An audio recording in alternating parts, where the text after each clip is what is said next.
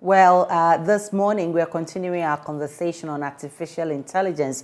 We started yesterday. My colleague Kobe Spike and Kruma has joined me in the studio for more. Yesterday we talked about AI's impact on business, technology industry. Today we're looking at its impact on education. First, let's look at what it brings on board as far as the education sector is concerned. So there's a lot that AI contributes when it comes to education.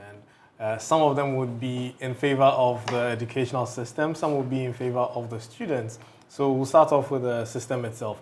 As a teacher, you'd be more concerned with how your students are doing, how much attention they're paying in class, and is able to tell whether they are paying attention, whether they are distracted, whether they are tired.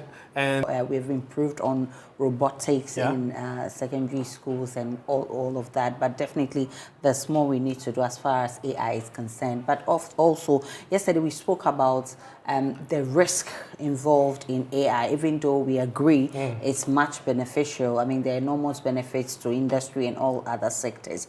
What are the ethical considerations of the development and use of AI? So ethically, most of the problems people consider when it comes to AI is data privacy. Yeah. So for instance, with the school example that we're looking at right now, imagine that your child's grades are being shared with the whole student population and compete. You find your children in the same space with children from the West and they can't compete. And mind you, we have reiterated more than enough that the world has become a global village. So you can't expect that just because you're in Ghana, you don't have to be on the same level as somebody in, let's say, in America. Yeah. You will have to be because companies from the West are coming, to these parts.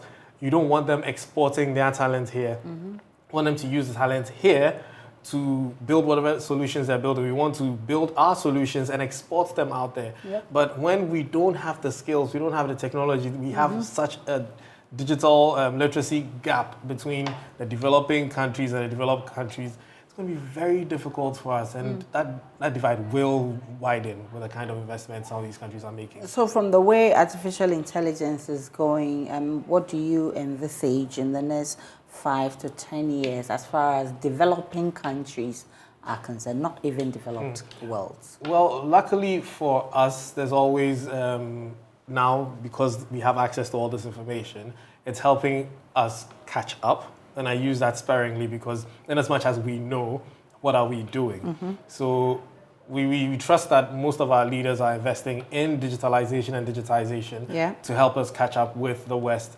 And the advantage is that we are going to learn some of these new things. We're going to implement them. The risk or the fear is that we may be leaving some behind, because in Accra, for instance, yes, I'm here, you're here, we know about these things. Yep. Let's just go a few kilometers outside of the country. How many of them know about these things? How many of them even have access to the internet, first of all, to learn about the new and emerging technologies to help them catch up?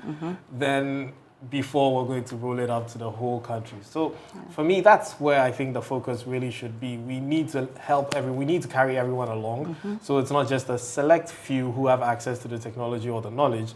And by so doing, the whole country wins. A lot of information this morning. Spike and Kurma with Tech Talk. Thank you so much for bringing us Tech Talk. And if you didn't know about AI, now you know, and you know the impact in the various sectors, the business industry, education, workforce, and you've also been told the benefits and risk of AI. You can read more about it because whether you like it or not, it's coming to you and you must embrace it. Let's move on.